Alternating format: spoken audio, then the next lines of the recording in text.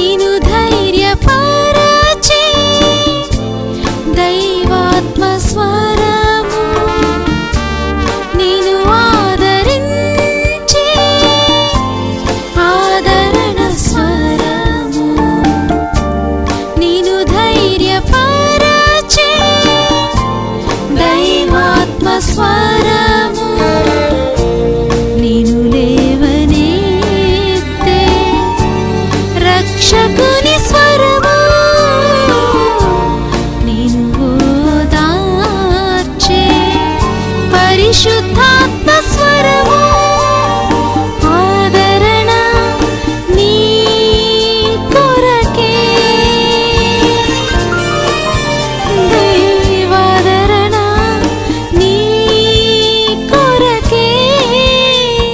దేవుని ప్రియమైన బిడ్డలారా, ప్రభువైన యేసుక్రీస్తు వారి నామంలో మీ అందరికీ నా హృదయపూర్వకమైన వందనాలు. ప్రతిరోజు ఇదే ఛానల్లో ఇదే సమయానికి దేవుని వాక్యాన్ని తప్పనిసరిగా చూడండి. అలాగే ఈరోజు దేవుని వాక్యము యొక్క పోలికలను గురించి మనం ధ్యానం చేస్తున్నాం. చిన్న ప్రార్థన చేసుకొని మనం దేవుని వాక్యంలోకి వెళదాం. పరిశుద్ధుడా, ఘనమైన తండ్రి, ఈ వాక్యాన్ని ఆలకిస్తున్న ప్రతి బిడ్డను నాయన దర్శించండి, వారి హృదయము నేత్రములు తెరవండి నాయన. మీ దివ్య ఆశీర్వాదాలతో నింపమని యేసుక్రీస్తు వారి నామములో ప్రార్థిస్తున్నాను తండ్రి, ఆమేన్. మొదటి భాగంలో దేవుని వాక్యము దీపమును పోలి ఉన్నది, వెలుగును పోలి ఉన్నది, అలాగే అగ్నిని పోలి ఉన్నదనే 3 విషయాలు మనం ధ్యానం చేశాం. ఈ రెండవ భాగంలో దేవుని మరికొన్ని విషయాలు మనం ధ్యానం చేయబోతున్నాం. మరి ఇర్మియా గ్రంథం 23వ అధ్యాయం 29వ వచనంలో, నా మాట బండలను బద్దలు చేయు సుత్తి వంటిది కాదా అనే మాట మనం చూస్తున్నాం.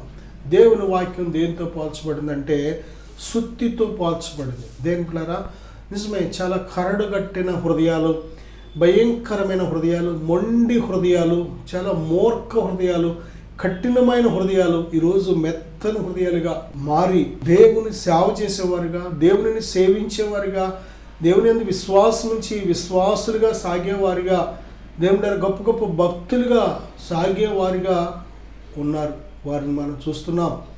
చాలామంది ఆశ్చర్యపోతున్నారు, నిజంగా అలాంటి వాడు మారాడా, అలాంటిది మారిందా అని చాలామందిని గురించి సాక్ష్యాలు మనం వింటున్నాం. ఎలాగ మారారు దేని బిడ్డరా?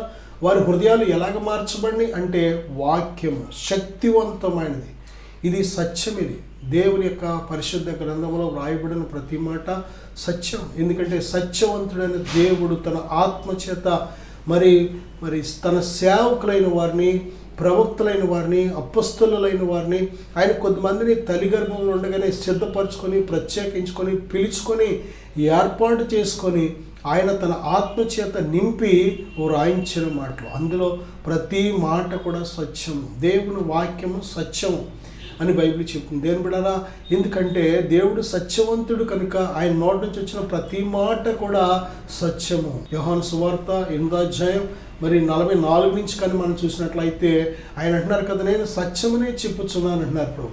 దేని బిడ్డరా, సాతాను అబద్ధికుడు, అబద్ధమునకు జనకుడు ఎవరంటే సాతాను. శత్రువైన సాతాను ఆది నుండి వాడు అబద్ధికుడు, హత్యలు చేసిన వాడు, మోసగాడు, తంత్రగాడు, శోధకుడు, అనేక పేర్లతో పిలువబడుతున్నాడు. కానీ దేవుడు ప్రభువైన యేసుక్రీస్తు వారు సత్యవంతుడు. ఆయన సత్యమనే చెబుతున్నాడు. ఆయన వాక్యము సత్యం. నువ్వు నమ్మినా నమ్మకపోయినా, లోబడినా లోబడకపోయినా ఆయన వాక్యము సత్యము. నా సహోదరుడా, నా సహోదరి, ఈ సత్యమైన ఈ వాక్యము దేనిని పోల్చబడిందంటే సుత్తెను పోల్చబడింది. మనందరికీ తెలుసు, ఏ పనివాడు కూడా సుత్తి లేకుండా పని చేయలేడు. చాలా పనులకు తప్పనిసరిగా సుత్తి కావాలి. తాపి పనికి సుత్తి కావాలి, కార్పెంటర్ వర్క్కి సుత్తి కావాలి, దేని ద్వారా చాలా ఐరన్ వర్క్స్ చేసే వాళ్ళకి సుత్తి కావాలి. సుత్తి లేకపోతే అసలు వాడు పని చేయలేరు. అది చాలా ప్రాముఖ్యమైన పనిముట్టు. దేని బిడ్డారా, మరి ఎటువంటి అందమైన ఒక వస్తువును తయారు చేయాలన్నా, ఒక ఇల్లును తయారు చేయాలన్నా, లేకపోతే ఒక వాహనం తయారు చేయాలన్నా, లేకపోతే ఏది తయారు చేయాలన్నా సరే సుత్తి అనేది చాలా ప్రాముఖ్యమైన పనిముట్టది. దేని బిడ్డారా, దేవుని యొక్క వాక్యము సుత్తెతో పోల్చబడింది. ఎందుకో తెలుసా? ఇది చేసే పని ఏంటంటే మనలో ఎగుడు దిగుడులు ఉంటే సరి చేస్తూ ఉంటుంది. కఠినమైన భాగాలు ఉంటే దాన్ని మెత్తగా చేస్తూ ఉంటుంది. సుత్తితో కొడితే ఎటువంటి రాయి అయినా బద్దలవలసిందే. దేని బిడ్డరా, కొన్ని చోట్ల క్రైన్తో మనం చూస్తూ ఉంటాం. ఆ క్రైన్కి ఒక తాడు కట్టి ఆ తాడుకి పెద్ద ఐరన్ బాల్ కడుతూ ఉంటారు. అది చాలా, అది 2, 3, 5 టన్నులు బరువు. ఆ బాల్ని వాళ్ళు అలాగా ఊపి ఏం చేస్తారంటే ఆ బిల్డింగ్ని కొడుతుంటే బిల్డింగ్ మొత్తం కూలిపోతూ ఉంటుంది. కారణం ఏంటంటే ఆ బరువుకి ఎంత పెద్ద భవనమైనా సరే కూలిపోవలసిందే. దేని బిడ్డలారా, నిజమే, సుత్తి అనేది చాలా ప్రాముఖ్యమైన టూల్, అది పనిముట్టది. అలాగే దేవుని వాక్యం కూడా మన జీవితాలను చక్కగా అందముగా తీర్చిదిద్దే పనిముట్టు వాక్యం. దేని బిడ్డలారా, కొన్ని చోట్ల మరి మనలోనే లోబడని గుణాలు ఉంటూ ఉంటాయి, మూర్ఖ గుణాలు ఉంటూ ఉంటాయి, మొండి గుణాలు ఉంటూ ఉంటాయి. చాలాసార్లు దేని బిడ్డలారా, ఈ గుణాల వల్లే మన జీవితాలకు చాలా నష్టం, చాలా భయంకరమైన ఉగ్రత, కోపం ఉంటూ ఉంటుంది. చాలా ఇటువంటి అన్నీ కూడా మరి చితగొట్టేసి బూడిద కింద చేయగలిగిన శక్తి దేనికి ఉందంటే వాక్యానికి ఉంది. వాక్యానికి మారలేని వ్యక్తి ఎవ్వరూ ఉండరు. వాక్యము అంతటా ప్రకటించబడాలని పరలోకపు దేవుని ఆజ్ఞ. ఎందుకంటే వారు వినకపోయిన వాక్యం మాత్రం ప్రకటించబడాలి.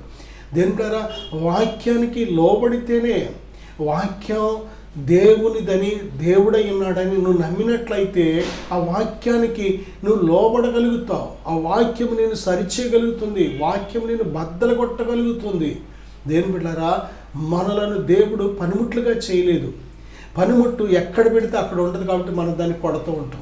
దానికి కాళ్ళు, చేతులు, మనసు ఉంది, పారిపోతుంది అనుకోండి, ఎలా కొడతావు? దేని బిడ్డలారా, ఆలకించండి ఒక్కసారి.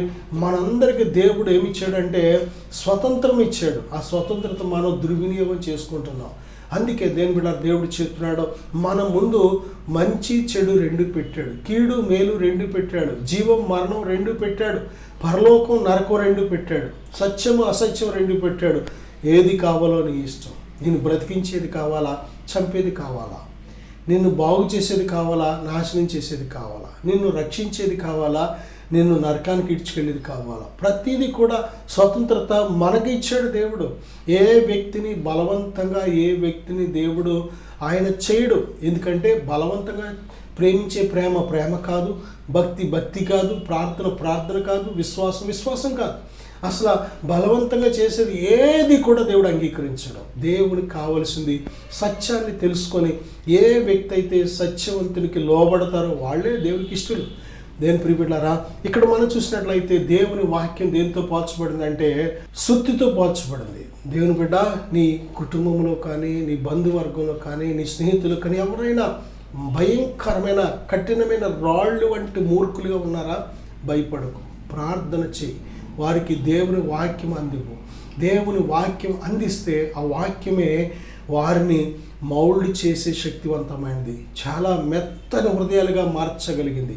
కొన్ని సంవత్సరాల క్రితం నేను చాలా మూర్ఖుడుగా ఉండేవాడిని. చాలా భయంకరంగా దేవుని దూషిస్తూ, అవమానిస్తూ, దేవుని బిడ్డలారా, మరి అనేక రకాలుగా ఆయనను గాయపరిచి నేను మరి ఒక విధంగా దేవునికి దూరంగా ఆయనను దూషిస్తూ, అవమానిస్తూ, కఠినమైన మాట్లాడుతూ బ్రతికిన బ్రతుకు.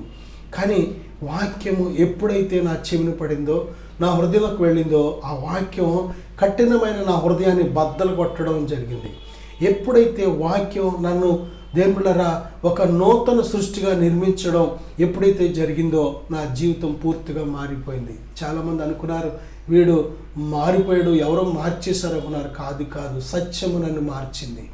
సత్యవంతుడైన ప్రభు నన్ను మార్చారు. ప్రభు చెప్తున్నారు, నేనే మార్గము, సత్యము, జీవము, నా ద్వారానే తప్ప ఎవడనో తండ్రి యొద్దకు రాడని చెప్పిన ఆ సత్యవంతుడైన ప్రభు నా జీవితాన్ని తన వాక్కు చేత మార్చారు. దేని బిడ్డ, నువ్వు చెవి ఇవ్వాలి కానీ, నీ జీవితంలో మార్పు చూడాలని నువ్వు కోరుకోవాలి కానీ, ఆయన వినుటకు సిద్ధముగా ఉన్నాడు, రక్షించడానికి సిద్ధంగా ఉన్నాడు, సహాయం చేయడానికి సిద్ధంగా ఉన్నాడు. కేవలము నీ అంగీకారం కావాలి. ఆయన హృదయాన్ని మార్చే దేవుడు. దేని బిడ్డలారా, ఈ లోక సంబంధమైన మనం పెట్టుకున్న ఏవి కూడా ఆయన మార్చడానికి రాలేదు. కానీ ఆయన వచ్చింది దేనికంటే మన హృదయాన్ని మార్చడానికి వచ్చాడు. హృదయం మారితే మాటలు మారుతాయి, హృదయం మారితే మాటలు మారుతాయి, మాటలు మారితే ప్రవర్తన మారుతుంది, నడక మారుతుంది. మనుషులు ఎందుకు దుర్మార్గంలో వెళుతున్నారు, మనుషులు ఎందుకు చెడ్డ మార్గంలో వెళుతున్నారు, మనుషులు ఎందుకు చీకటి మార్గంలో వెళుతున్నారంటే యేసుక్రీస్తు వారి వాక్యం వారికి అందకే. దేని బిడ్డ, వాక్యము అందకుండా అపవాది ఎన్నో రకాలుగా అడ్డుపడుతూ ఉంటాడు. కానీ దేవుడు ప్రేమ చేత ఓర్చుకొని ఏదో ఒక సమయంలో దర్శిస్తూనే ఉంటాడు. ఆయన దేవుడు అనేకసార్లు దర్శిస్తుంటే మనమే వాటిని గ్రహించాం. దేవుడు అనేకసార్లు పరిస్థితుల ద్వారా మాట్లాడుతూ ఉంటే మనమే గ్రహించాం, ఇది నిజమే, దేవుడు నాకు అవకాశం ఇచ్చాడు, దేవుడే నన్ను దర్శించాడు, ఈ శిక్షను దేవుడే ఇచ్చాడు, లేకపోతే ఈ యొక్క పనిష్మెంట్ని దేవుడే నాకు ఇచ్చాడని గ్రహించాం. మనం చాలాసార్లు శిక్ష అనుభవిస్తూ ఉంటాం, కానీ లేకపోతే కష్టాలు అనుభవిస్తూ ఉంటాం, లేకపోతే బాధలు అనుభవిస్తూ ఉంటాం. కానీ కొన్నిసార్లు దేవుడే నీ మేలు కోరి ఇప్పుడైనా దేవుని వైపు తిరుగుతావని దేవుడు అనుమతించాడనే ఆ యొక్క విషయాన్ని కూడా మనం గ్రహించాం. దేని ప్రియబిడ్డలారా, చాలాసార్లు మనము దేవుడు దర్శించిన సమయాలు మనం గ్రహించకే చాలా విలువైన సమయాలు పోగొట్టుకుంటూ ఉంటాం. దేవుడు దర్శించే సమయం చాలా విలువైనది. ఆయన నిన్ను దర్శిస్తున్నప్పుడు నువ్వు ఆయనకి ఎప్పుడైతే లోబడతావో, సరెండర్ అవుతావో, ఆయన జీవితంలో ఆ క్షణం నుంచి మహోన్నతమైన కార్యాలు చేసి, తన గొప్ప శక్తి కార్యాలు చేసి నేను దీవించాలని ఆశపడుతున్నాడు దేవుడు. దేని బిడ్డలారా, దేవుని వాక్యము సుత్తి వలె పనిచేస్తూ ఉంటుంది.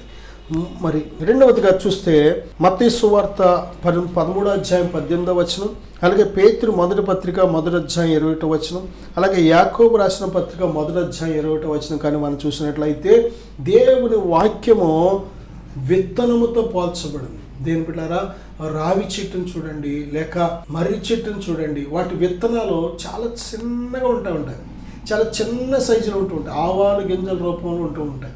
అంత చిన్న విత్తనం అంత మహావృక్షంగా ఎలాగైంది? ఒక్కసారి మనం ఆలోచన చేస్తే దేవుడు ఎంత శక్తిమంతుడో. ఆ విత్తనములో ఆ చెట్టు స్వభావాన్ని పెట్టాడు, ఆ చెట్టు రూపాన్ని పెట్టాడు, ఆ చెట్టు యొక్క ప్రతి లక్షణం కూడా ఆ చిన్ని విత్తనములో ఇమిడి ఉంది. ఆ విత్తనానికి కావలసిన నీరు, మట్టి అందిస్తే, ఆ మట్టి మంచి నేలలో దాన్ని నాటి నీరు అందిస్తే అది ఒక దినాన మహావృక్షం అవుతూ ఉంటుంది. దేవుని వాక్యం కూడా దేని ప్రియబిడ్డలారా, అది వింటున్నప్పుడు దాని విలువ నీకు తెలియదేమో, కానీ ఆ వాక్యం విన్న తర్వాత అది ఫలించడం ప్రారంభిస్తూ ఉంటుంది. యోగ్యమైన మంచి మనసు మీద అయితే ఆ వాక్యం తప్పనిసరిగా ఫలిస్తుంది. చాలామంది వింటూ ఉంటారు, కానీ వారి యొక్క హృదయాల్లో రాళ్ళు ఉంటూ ఉంటాయి. రాతి నేల పడిన విత్తనాలు ఏమైనాయి అంటే సూర్యుడు ఉదయించగానే మలమలమాడి ఎండిపోయినాయి. కారణం ఏంటంటే రాళ్ళు ఉన్నాయి. చాలామంది వాక్యం వింటారు, కానీ ప్రభు నిమిత్తము ఏదైనా శ్రమ, ఏదైనా నింద, అవమానం వచ్చిందంటే అభ్యంతరపడి విడిచిపెట్టేస్తూ ఉంటారు. దేవుని యొక్క మరి సమాజాన్ని తక్కువగా చూస్తూ ఉంటారు, దేవుని నామాన్ని తక్కువగా చూస్తూ ఉంటారు. కాబట్టి వాక్యం వారిలో ఫలించదు. కొద్దిమంది వింటారు, కానీ గ్రహించక విన్న వాక్యమైన ఆ యొక్క విత్తనాన్ని శత్రువైన సాతానుగాడు వెంటనే దొంగిలించేస్తూ ఉంటాడు. మూడవదిగా విన్న వాక్యం, ఆ వాక్యము దేని బిడ్డారా, కొన్ని హృదయాలు ఎలా ఉంటాయంటే ముండ్ల తుప్పులతో ఉంటూ ఉంటాయి. ముండ్ల తుప్పుల్లో పడ్డం వల్ల వాక్యం అనే ఈ యొక్క విత్తనం ఆ ముండ్ల తుప్ప వంటి స్వభావం కలిగిన హృదయాల్లో పడినప్పుడు ఏమవుతుందంటే ఆ ముళ్ళ తుప్పలు ఆ విత్తనాలు ఎదగకుండా, ఆ మొక్కలు ఫలించకుండా, కాపు కాయకుండా ఆ ముళ్ళు అణిచివేసేస్తూ ఉంటాయి. ఈ ముళ్ళ తుప్పలు దేనికి సాదృశ్యం అంటే ధనమోహము, ఐహిక విచారానికి సాదృశ్యం. దేని బిడ్డలారా, చాలా హృదయాలు దేవుని వాక్యాన్ని వింటాయి, కానీ వారి హృదయాల్లో ఏముంటుందంటే ధనమోహం. అంటే డబ్బు డబ్బు డబ్బు, ఇక డబ్బేక మనం వచ్చినప్పుడు తేలేదు డబ్బు, చచ్చినప్పుడు పట్టుకెళ్ళడం డబ్బు. కానీ బ్రతికినంతకాలం డబ్బు కావాలి. ఆ డబ్బు దేవుడు నీకు ఇస్తాడు. ఆ డబ్బు నీవు బ్రతకడానికి, బట్టలు కట్టుకోవడానికి, తినడానికి, ఉండడానికి సమృద్ధిగా దేవుడు ఇస్తాడు. ఇన్ని సంవత్సరాలు ఇచ్చిన దేవుడు, ఇన్ని సంవత్సరాలను పోషించిన దేవుడు ఎవడా మిగిలిన కాలం పోషించడా? నా సహోదరుడా, సహోదరి, ఎందుకు దేవుని మీద అనుమానం, ఎందుకు దేవుని మీద అవిశ్వాసం? దేవుని ఎరుగని జనులైతే వీటన్నిటి కోసం విచారిస్తూ ఉంటారు. కానీ దేవుని కలిగి ఉన్న మనము, దేవుని ఎరిగి ఉన్న మనము మొదట ఆయన రాజ్యాన్ని, నీతిని వెతికినట్లయితే ఇవన్నీ కూడా మనకు అనుగ్రహించబడతాయని ప్రభు వాగ్దానం చేశారు. నా సహోదరుడా, సహోదరి, ఇది అనుకూలమైన సమయం, ఇదే రక్షణ దినం. ప్రభునికి సమీపంగా ఉన్నప్పుడే ఆయన వాక్యాన్ని హృదయపూర్వకంగా అంగీకరించు. ఆయన నీకు సమీపంగా ఉన్నప్పుడే, ఆయన నీతో మాట్లాడుతున్నప్పుడే నీ హృదయంలో ఆయనకు చోటియి, ఆయన వాక్యానికి చోటియి, ఆయన ఆత్మకు చోటియి. ఆయన ఆత్మ అయిన దేవుడు. యోహాను సువార్త 6:63 చూసినట్లయితే నా మాటలు ఆత్మయు జీవమున ఉన్నవి అంటున్నారు. ఆయన మాటలో జీవముంది, వాక్యములో జీవముంది. కనుక ఈ వాక్యం వింటున్నప్పుడే పరిశుద్ధాత్మ దేవుడు నీ హృదయంలోకి వచ్చి ఆ వాక్యం ఫలించేలాగా చేస్తూ ఉంటాడు. చాలామంది ఐహిక విచారం, ఏం తిందుమో, ఏం తాగుదామో, ఏం కట్టుకుందామో అని, ఎప్పుడు ఇల్లు కడతాను, ఎప్పుడు పిల్లలు పెళ్లి చేస్తాను, అప్పులు ఎప్పుడు తీరుతాయి, ఈ అనారోగ్యం ఎప్పుడు తగ్గుద్ది, నాకు ఈ చుట్టూ శత్రువులే ఎప్పుడు మిత్రులుగా మారుతారు, అనేక రకాల కలవరాలు, అనేక రకాల బెంగలు, ఇవన్నీ కూడా ఏం చేస్తాయంటే చాలా శక్తివంతమైన విలువైన వాక్యాన్ని ఫలించకుండా అణిచివేసేస్తూ ఉంటాయి. చాలా జాగ్రత్త నా సహోదరుడా, సహోదరి. దేవుని యొక్క వాక్యం ఫలించాలంటే మనకు కావాల్సింది ఏంటంటే యోగ్యమైన మంచి మనసు, అంగీకరించే మనసు, లోబడే మనసు. వాక్యం నిమిత్తము నువ్వు జీవిస్తున్నప్పుడు ఎటువంటి పరిస్థితులు వచ్చినా సరే ప్రభువును విడిచిపెట్టను, నమ్మకంగా వెంబడిస్తాననే మనసు మనకు కావాలి. అప్పుడే మనం ప్రభులో బహుగా ఫలిస్తాం, నూరంతలుగా ఫలిస్తాం. నా సహోదరుడా, సహోదరి, దేవుని వాక్యం మొదటిగా సుత్తితో పోల్చబడింది, రెండవదిగా విత్తనంతో పోల్చబడింది, మూడవదిగా ఎఫెసీ పత్రిక 6:17 అలాగే హెబ్రీ పత్రిక 4:12 మనం చూస్తే ఖడ్గంతో పోల్చబడింది. దేవుని వాక్యమును ఆత్మ ఖడ్గం, వాక్యము కత్తితో పోల్చబడింది. దేవుని బిడ్డలారా, నిజమే, కత్తి ఉంటే చాలామందికి అడవిలోకి వెళ్ళేవారు, కానీ లేకపోతే కొంతమందికి వారి వారి ప్రొఫెషన్స్ని బట్టి కత్తి అవసరం. చూడండి, మిలిటరీలో ఉండే వాళ్ళకి కూడా గన్నతో పాటు కత్తి కూడా ఉంటుంది. దేని ప్రియబిడ్డ, అది వారిని వారు రక్షించుకోవడానికి, కొన్నిసార్లు శత్రువుని నిర్మూలన చేయడానికి కూడా ఆ కత్తి చాలా అవసరం. ఈ భూమి మీద మనకు మనుషులు ఎవరు శత్రువులు కాదు, కానీ మన శత్రువు ఎవడు అంటే సాతాను. వాడి కింద ఉన్న సమస్త దురాత్మలు కూడా మనకు శత్రువులుగా ఉన్నారు. అందుకే ఎఫెసీ పత్రిక 6 మనం చూస్తే మనము పోరాడుచున్నది శరీరాలతో కాదు, కానీ మరి ఆకాశ మండలం అందున దురాత్మల సమూహాలతో పోరాడుతున్నాం, అధికారులతో పోరాడుతున్నాం, ప్రధానులతో పోరాడుతున్నాం. కనుక దేని బిడ్డ, ఇంత ఈ విలువైన ఈ పోరాటంలో నువ్వు నిలబడాలి, నువ్వు గెలవాలి. ఈ పోరాటంలో ఓడిపోవడానికి వీల్లేదు. ఈ పోరాటంలో నీ శత్రువు నీ మీద విజయం పొందడానికి వీల్లేదు. బైబిల్ చెప్తుంది, ఈ లోకంలో ఉన్న సమస్త దురాత్మల శక్తుల కంటే నీలో ఉన్న పరిశుద్ధాత్ముడు గొప్పవాడు, నీలో ఉన్నవాడు బలవంతుడు, నీలో ఉన్నవాడు గొప్పవాడు. ఆయన జయ జీవితాన్ని ఇచ్చే దేవుడు ఆయన. కాబట్టి దేవుని ప్రియబిడ్డ, దేవుని యందు విశ్వాసం ఉంచు. దేవుని అందరి విశ్వాసము ద్వారా ఈ యొక్క యుద్ధంలో నువ్వు గెలుస్తావు. ఎందుకంటే యుద్ధం నీది కాదు, యుద్ధము యెహోవాది. బైబిల్ చెప్తుంది, ఆయన నిన్ను జస్ట్ నిలబెడతాడు అంతే, కానీ యుద్ధం చేసేది ఎవరంటే దేవుడు, కార్యాలు చేసేది దేవుడు. నీకు విరోధంగా రూపించబడిన ప్రతి శత్రువు వాడి ఆయుధాలను కూల్చేది ఎవరంటే దేవుడు. కనుక నా సహోదరుడా, సహోదరి, వాక్యము ఖడ్గంతో పోల్చబడింది. ఈ ఖడ్గమే ఆత్మే వాక్యముగా దేవుని వాక్యం అనే ఆత్మ ఖడ్గం. వాక్యంతో పాటు పరిశుద్ధాత్మను ధరించుకోవాలి, పరిశుద్ధాత్మకు నువ్వు చోటు ఇవ్వాలి, పరిశుద్ధాత్మ చెప్పే ఆలోచనకు నువ్వు చోటు ఇవ్వాలి. తప్పనిసరిగా గొప్ప విజయాన్ని నీ జీవితంలో చూడగలుగుతాం. నా సహోదరుడా, దేవుని వాక్యము వేటితో పోల్చబడిందంటే యాకోబు రాసిన పత్రిక 1:23 అద్దముతో పోల్చబడింది. ఎవడైనాను వాక్యమును వినువాడై ఉండి దాని ప్రకారము ప్రవర్తింపని వాడైతే వాడు అద్దములో తన సహజ ముఖమును చూసుకొని మనుష్యుని పోలి ఉన్నాడు.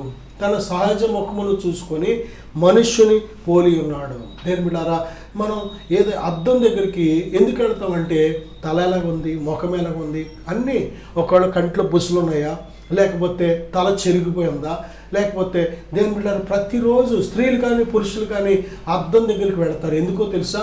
వారిని వారు సరి చేసుకోవడానికి. దేని బిడ్డ, వారి వస్త్రాలు ఎక్కడైనా తొలగినాయా చూసుకోవడానికి, లేకపోతే ఈ పౌడర్ లేకపోతే కాటుకు చెరిగిందా, లేకపోతే ఏదైనా తల చెరిగిందా చూసుకొని చక్కగా దిద్దుకొని చక్కగా బయటకు వెళ్ళేటప్పుడు నలుగురు ముందు గౌరవం ఉండాలి. కనుక మనము దేని బిడ్డ నిద్రలోంచి లేచినట్టు బయటకు వెళితే బాగోదు. కనుక ఎలాగైతే అద్దం ముందు మనల్ని మనం సరి చేసుకుంటామో అలాగే వాక్యము అద్దం అనే పని చేస్తుంది. కనుక ఆ వాక్యాన్ని చదువుతున్నప్పుడు, ధ్యానిస్తున్నప్పుడు మనలో ఉండే ప్రతి బలహీనతలను కూడా మనం అద్దంలో చూడగలుగుతాం. మనము ఆత్మీయ జీవితంలో ఏ స్థితిలో ఉన్నాం అనేది కూడా మన బలం ఎంత, బలహీనత ఎంత, ప్రతీదీ కూడా చూపిస్తుంది అద్దం. కనుక వాక్యాన్ని ధ్యానిస్తున్నప్పుడు సరి చేసుకునే విధంగా ఉండాలి. లోబడే విధంగా ఉండాలి. వాక్యాన్ని ఓన్లీ ఈరోజు 5 అధ్యాయాలు చదువుకోవాలి, 10 అధ్యాయాలు చదువుకోవాలి, ఈ నెలలో బైబిల్ పూర్తి చేసేయాలి, లేకపోతే నేను ఈ సంవత్సరంలో 5 సార్లు బైబిల్ చదవాలి, 10 సార్లు బైబిల్ చదవాలి. దేవుని బిడ్డలారా, ఇది చెప్పుకోవడానికే కానీ సరి చేసుకోవడానికి కాదు. చాలామంది చెప్పడానికే చదువుతారు, ఇతరులకు బోధించడానికే చదువుతారు. చాలామంది దేవుని బిడ్డలారా ఆచార ప్రకారం చదువుతారు, చాలామంది అలవాటుగా వాడుకగా చదువుతారు. మంచిదే, చదవడం మంచిదే, కానీ ఆ చదువు వెనకాల ఉద్దేశం ఏమి ఉండాలంటే మనలో మనం సరి చేసుకునే విధంగా ఉండాలి. మనం సరి చేసుకోకుండా మనం సిద్ధపడకుండా ఇతరులను సిద్ధపరచలేము. నువ్వు సిద్ధపడకుండా నీ కుటుంబాన్ని సిద్ధపరచలేవు. నువ్వు రక్షించబడకుండా నీ కుటుంబాన్ని రక్షించలేవు. దేవుని బిడ్డ, నిన్ను కట్టుకోకుండా నీ కుటుంబాన్ని నువ్వు కట్టలేవు, ఏ ఒక్కరిని కూడా కట్టలేవు. అందుకే బైబిల్ చెప్తుంది, మనం వాక్యం ధ్యానిస్తున్నప్పుడు కట్టుకునే వారికి ఉండాలి, సిద్ధపడే వారికి ఉండాలి. దేవుని బిడ్డ, లోబడే వారికి ఉండాలి. దేవుడు ఇచ్చే ప్రతి ఆయుధాన్ని ధరించుకునే వారికి ఉండాలి. దేవుని బిడ్డ, ప్రేమ అనేది ఒక ఆయుధం, ధరించుకో. ఓర్పు అనేది ఒక ఆయుధం, ధరించుకో. క్షమించే స్వభావం ఒక ఆయుధం, ధరించుకో. ప్రార్థన జీవితం ఒక ఆయుధం, ధరించుకో. విశ్వాసం అనేది ఒక ఆయుధం, ధరించుకో. ఆయన ఇచ్చే పరిశుద్ధాత్మ ఒక ఆయుధం, ధరించుకో. ఆయన నామం ఒక ఆయుధం, ధరించుకో. ఆయన రక్తం ఒక ఆయుధం, ధరించుకో. దేవుని బిడ్డ, ఏ మాటలైతే మనం ధ్యానిస్తున్నామో ఆ మాటలు మనం ధరించుకోకపోతే ఎన్ని సంవత్సరాలు చదివినా, ఎన్ని 100 సార్లు చదివినా ఆ వాక్యం అనే ప్రతిఫలం ఉండదు. కాబట్టి దేవుని ప్రియబిడ్డ, దేవుని వాక్యం అర్థంలోనే పనిచేస్తుంది. చివరిగా దేవుని వాక్యము చూడండి, ఎఫెసీ పత్రిక 5వ అధ్యాయం 25 నుంచి 27 వచనం వరకు చూసినట్లయితే, ఆయన కంసాలి అగ్ని వంటి వాడు, చాకలి వాని సబ్బు వంటి వాడు అనే మాట మనం చూస్తున్నాం. వాక్యము సబ్బు వలె పనిచేస్తూ ఉంటుంది. నిజమే దేవుని ప్రియబిడ్డ, ఈ లోకంలో మనం సబ్బుతో స్నానం చేస్తే ఎలా ఉంటుంది, సబ్బు లేకుండా స్నానం చేస్తే ఎలా ఉంటుంది, ఆ ఫ్రెష్నెస్ అనేది మనకు తెలుసు. అలాగే దేవుని వాక్యము చేత నువ్వు స్నానం చేసినట్లయితే, వాక్యము చేతని హృదయాన్ని నింపుకున్నట్లయితే, ఆ వాక్యానికి లోబడి ప్రేమిస్తున్నట్లయితే, ఆ వాక్యం నిన్ను చాలా ఫ్రెష్గా తయారు చేస్తూ ఉంటుంది, దేవునికి ఇష్టమైన పాత్రగా తయారు చేస్తూ ఉంటుంది. ఈ లోకంలో అనేకులకి ఒక మాదిరిగా ఉండేలాగా తయారు చేస్తూ ఉంటుంది. వాక్యం చివరిగా దేంతో పోల్చబడిందంటే, ఎఫెసీ పత్రిక 5వ అధ్యాయంలో కూడా మనం చూస్తే, ఎఫెసీ పత్రిక 5వ అధ్యాయం 25 నుంచి 27 వరకు చూస్తే, ఉదకముతో అంటే నీటితో పోల్చబడింది. నిజమే దేవుని బిడ్డలారా, ఒక ప్రక్కన వాక్యం సబ్బులాగా పనిచేస్తూ ఉంటుంది, మరో ప్రక్కన నీరులాగా శుభ్రం చేయడానికి, కడగడానికి ఉపయోగపడుతూ ఉంటుంది. నా సహోదరుడా, నా సహోదరి, బైబిల్ చెప్తుంది, ఇదే అనుకూలమైన సమయం. దేవుని వాక్యం చదవకుండా వ్యర్థమైన వాటితో సమయాన్ని గడిపేస్తున్నావా? మళ్ళీ సమయం రాదు. నేడు అనబడే సమయం ఉన్నప్పుడే చక్కగా దేవుని వాక్యం అనే ఈ ఉన్నతమైన ఆహారాన్ని భుజించు. దేవుని వాక్యం అనే ఉన్నతమైన పోషకాలు తీసుకో. దేవుని వాక్యం చేత నింపబడు. దేవుని కోసం ప్రకాశించే ఈ జీవితాన్ని ప్రకాశించు. నా సహోదరుడా, నేను మీకోసం చిన్న ప్రార్థన చేస్తాను. విశ్వాసంతో ఏకీభవిద్దాం. తండ్రి, ఇప్పుడే వాక్యాన్ని ఆలకించిన ప్రతి బిడ్డను దర్శించండి నాయన. వాక్యాన్ని ధ్యానించేవారిగా, వాక్యానికి లోబడేవారిగా, వాక్యంతో నడిపించబడేవారిగా సహాయం దయచేయండి నాయన. ఇప్పుడే బలపరచమని, దీవించమని యేసుక్రీస్తు నామములో ప్రార్థిస్తున్నాను తండ్రి, ఆమేన్. God bless you.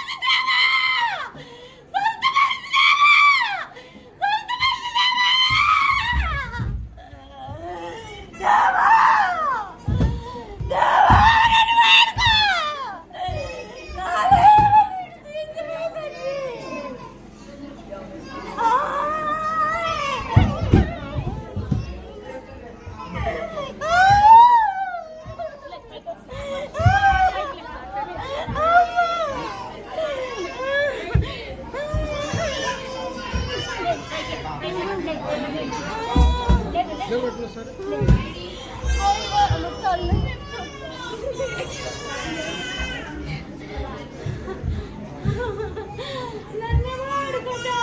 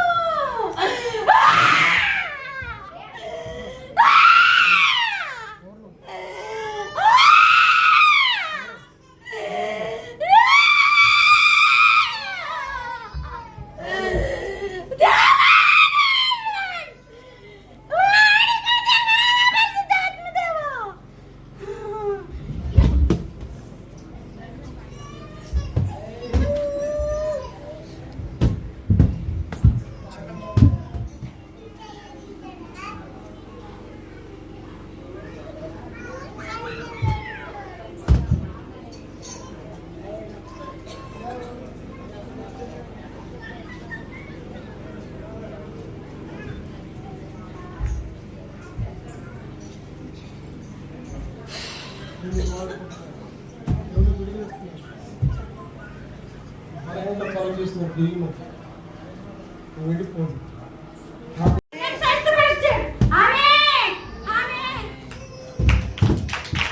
నా పేరు లక్ష్మి అండి.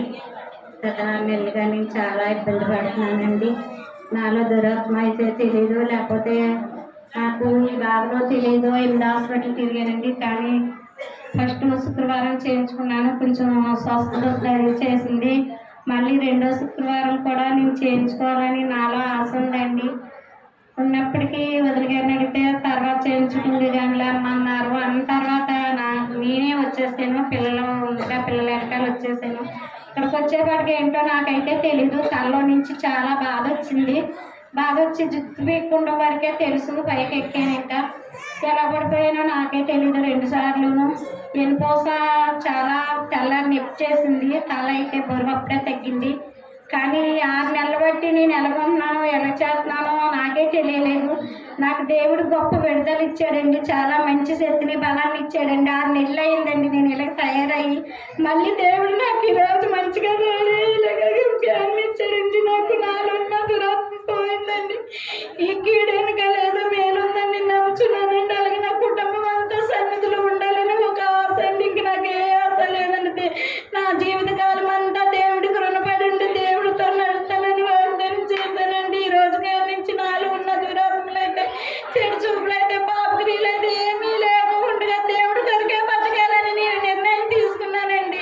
దేవుడు నాకు ఎంతో శక్తిని బలాన్ని ఇచ్చి ఆరోగ్యాన్ని ఇచ్చాడండి. ఆపరేషన్ పడుతున్నప్పటికీ కూడా నాకు చాలా నొప్పి ఏమీ లేదండి. ఇప్పుడు చాలా ఆరోగ్యంగా ఉన్నానండి. నాలో నాకే సాక్ష్యం దేవుడు దీవించిన కాక.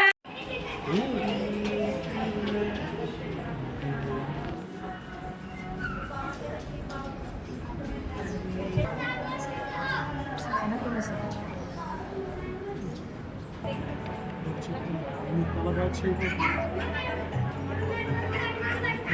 నేను తలగా వాడుకోబోతుంది. శక్తికి మించిన ప్రయాణం ఇవాళకి తోడుగా ఉన్నాను కనుక ఈ పూర్తిగా రూపించుకుని ఏ 5 వర్గాలను గడిచాను. మార్గాన్ని సరళం చేయబోతున్నానని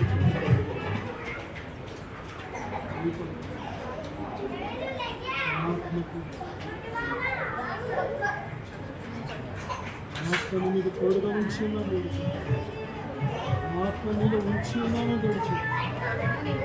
నేను మీద తండ్రి ఉన్నానని తెలుసు. దేవునామానికి వందనాలు, సేవకులకు నా వందనాలు. నా పేరు వినయ్ కుమార్, మాది పెద్దతాడేపల్లి గ్రామము. నేను కూడా దేవుడు నమ్ముకొని దేవుడి మందిరానికి అయితే వెళ్ళేవాడిని, కానీ నా ఆత్మీయ జీవితం అంత ఫలవంతంగా లేదు. అనేకమైన బంధకాలతో నా ఆత్మీయ జీవితము ఉంటూ ఉండేది. అలాగే ఒకరోజు సేవకులు ఎనైటింగ్ వాటర్ ద్వారా ప్రార్థన చేస్తున్నారని నేను విన్నాను. ఆ ప్రార్థన చేయించుకున్న వారి జీవితంలో ఎన్నో గొప్ప కార్యాలు దేవుడు చేశారు. చాలామంది విడుదల లేని వారు విడుదల పొందుకున్నారు, స్వస్థత లేని వారు స్వస్థత పొందుకున్నారు. ఎప్పుడైతే ఆ సాక్ష్యాన్ని నేను విన్నానో, నా జీవితంలో కూడా దేవునిలో బలంగా సాగాలని, దేవునిలో నడవడానికి, నేను కూడా దేవునిలో స్థిరముగా ఉండాలని చెప్పి ఒకరోజు సేవకుల యొద్దకు వెళ్ళి ప్రార్థన చేయించుకున్నాను. ఎప్పుడైతే సేవకుల ద్వారా ప్రార్థన చేస్తున్నప్పుడే దేవుడు నన్ను బలంగా తాకారు.